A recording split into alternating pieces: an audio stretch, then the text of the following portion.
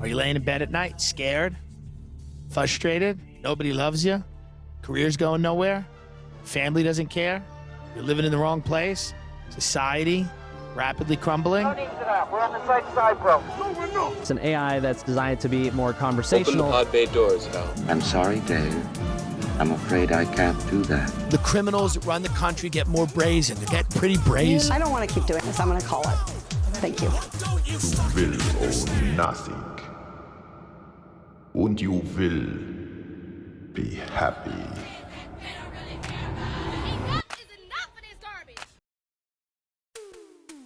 Are you tired of demagogues barking at you left and right? Are you tired of waking up every day and realizing every day your money loses its value? Are you tired of feeling like everything is just a little bit shit? Well, I got the solution for you. Come with me as I clean up the shit from the streets, as I talk shit on the internet. Cleaning up Stockholm. So basically, I think that one of the big reasons that everything is so trash nowadays is because of this thing that I like to call chronic short-termism. And it's just basically the hyperfixation on the now or the very immediate future at the detriment of long-term. And this is something that I've picked up on in a lot of different places. I mean, I see it within more corporate settings. I see it in more personal settings. And it's really something that I think is ultimately very bad. So a couple of examples of this. I heard that the NBA, as they are shrinking in watchers and as their sport is becoming less popular, that they've made this deal with like Hulu or some kind of streaming service or different streaming services to make it more difficult for their viewers and their fans to access the content that they want. If you want to watch every nationally televised NBA game, you are looking at needing a package for ESPN, a subscription to Peacock, which I'm pretty sure you already had if you happen to be in a relationship, a subscription to Amazon Prime, plus access to ABC and NBC, and we're talking about potentially hundreds of dollars a month just to be an NBA fan. And here's what really gets me. They're doing this at the worst possible time. I mean, NBA TV viewership has already gone down by 18% from the 2023 to 24 season. Think about that. Nearly 1 in 5 people who were watching last year have already checked out, and the league's response is to make it even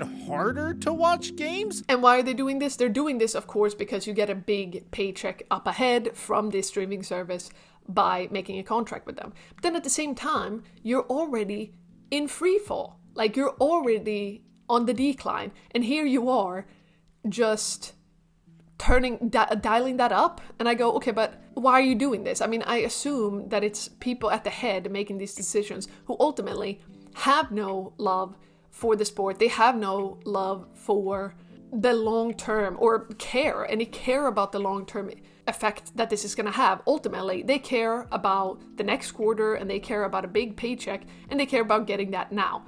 And that is not only the NBA. You see that a lot. I've watched a couple of videos about luxury and just how much the quality of a lot of luxury brands have been on the decline for a while now, just because they want to take shortcuts. They want to use cheaper materials, cheaper labor to get a bigger margin. Years of fast fashion and ultra fast fashion has completely changed our relationship with clothes. Instead of being something to cherish and care for, they're now just another cheap and disposable plastic consumer good. Thanks to fast fashion, clothing retailer is in a race to the bottom death spiral. I'm a Chanel girly through and through, but these are my most recent 2 bags, and they both have quality issues. It almost feels like I'm not holding a Chanel bag in my hand, but a Primark bag. Finish just came off of my finger. This bag was $3,350. This Dior tote bag retails for $2,800. But a recent investigation by Italian authorities found that it cost the fashion giant just $57 to make. And again, why are they doing that? They're doing that for a big paycheck for them, short-term gains. But it's like, what does this mean in the long term for your brand? And why does it seem like there's not a single, or there's very few companies who actually care about this? I mean, it just really seems like you are cutting off your leg for a quick paycheck. Like, it really doesn't make sense to me unless you are looking at it in this chronic short term where you have CEOs or other people in high positions within the company who goes, well, in 2 or 3 years I'm leaving to go to another company anyway, so it doesn't really matter. Again, you have no loyalty to the brand, you don't care about the longevity, you don't care how much damage you are inflicting upon the brand, you just want a quick paycheck.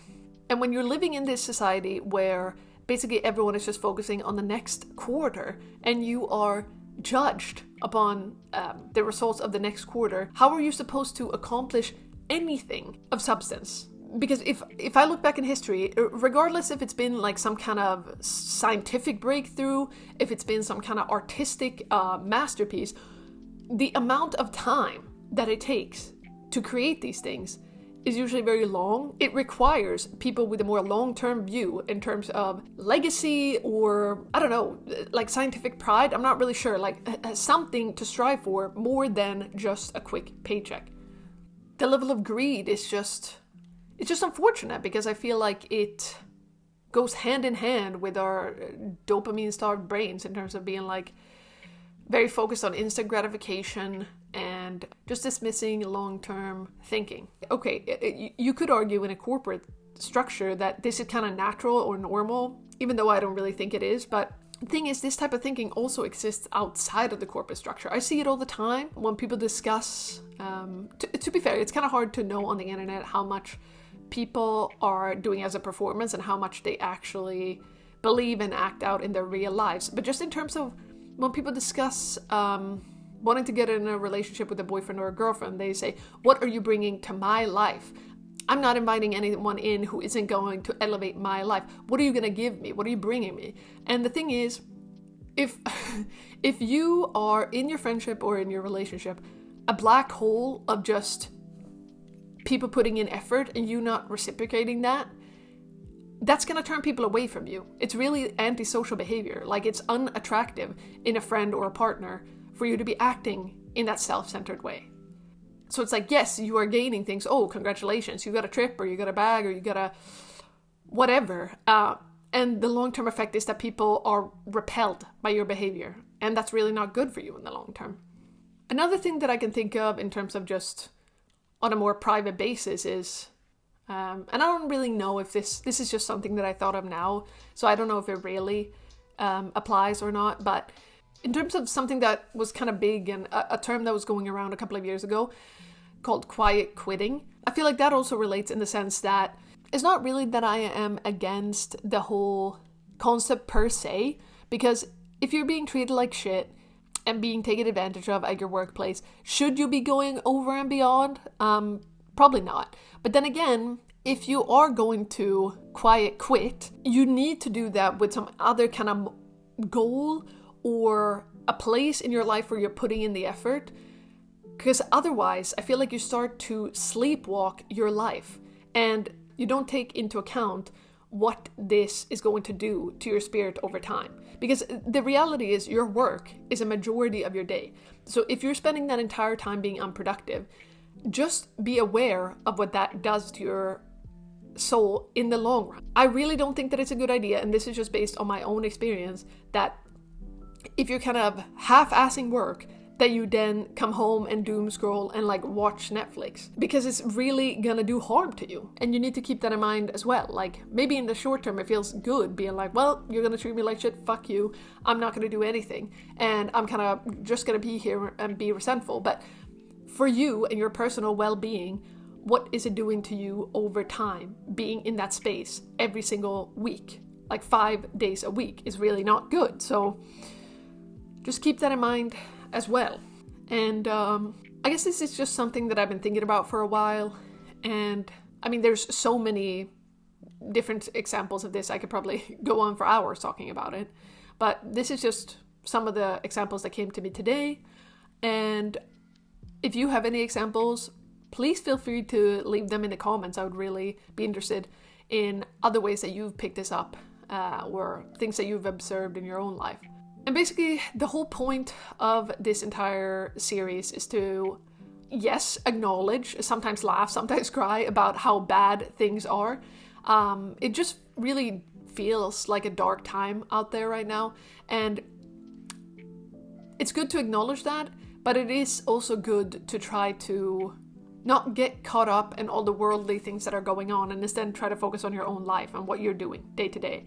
And today, what I did was pick up at least a little bit of trash, and that is better than nothing, I feel. So yeah, that's basically the video. I just want to end with saying that if you can't make the world a better place, at least try to make it a little bit less shit. Okay, thank you. Bye!